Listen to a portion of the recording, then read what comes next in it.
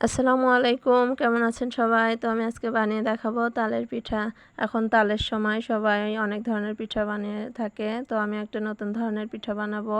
এই পিঠা বানাতে আমি 2টা তাল নিয়েছি। 2টা তাল ডলে আমি তালের রসটা বের করে নেব।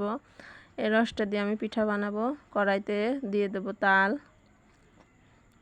তালটা আমি একটু জাল দিয়ে নেব, তারপরে দিয়ে দেব চিনি। তারপরে চিনিটা ভালো করে গলে গেলে তারপরে আগে থেকে জাল দিয়ে রাখা দুধটা আমি দিয়ে দেব। দুধটা এর সঙ্গে মিশে গেলে দিয়ে দেব অল্প একটু লবণ।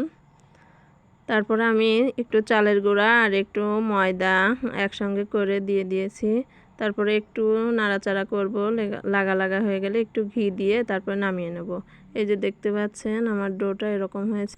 ডোটা ভালো করে মুথে নেব, নেওয়ার পরে তারপর আমি পিঠা বানানোর জন্য এই যে দেখতে পাচ্ছেন হাতে ভালো করে এই যে লম্বা লম্বা শেপ দিয়ে তারপর আমি একটা সরপোশের মধ্যে এরকম বসিয়ে ডিজাইন করে নেব। এই যে দেখতে পাচ্ছেন, আপনারা আপনাদের ইচ্ছা মতো ডিজাইন করে নিতে পারবেন। তো আমি আরেকটা করে দেখাচ্ছি আপনাদের দেখানোর জন্য। এই যে এরকম ডিজাইন, আপনারা অন্য কিছু দিয়ে অন্যরকম ডিজাইন করে নিতে পারবেন। তারপরে আমি ভাজার জন্য আগে থেকে তেলটা দিয়ে একটু গরম করে রাখছিলাম। রাখার পরে তারপরে পিঠাগুলো ছেড়ে দেব। অতিরিক্ত হাই ভলিউমে আপনারা আঁচটা রাখবেন না, তাহলে পুড়ে যাবে। মিডিয়ামে রেখে তারপরে আস্তে আস্তে নাড়াচাড়া করে ভাজতে থাক। এই যে এভাবে ভেজে নেব, ছোট একটা চামচ দিয়ে উল্টে পাল্টে নেব ভালো করে এপিট এপিট।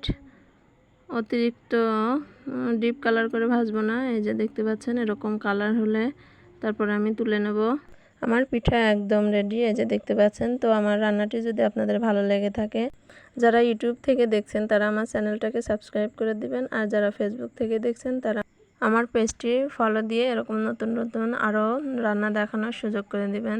আবার দেখা হবে অন্য একটা রান্না নিয়ে। ভালো থাকবেন সবাই। আল্লাহ হাফেজ।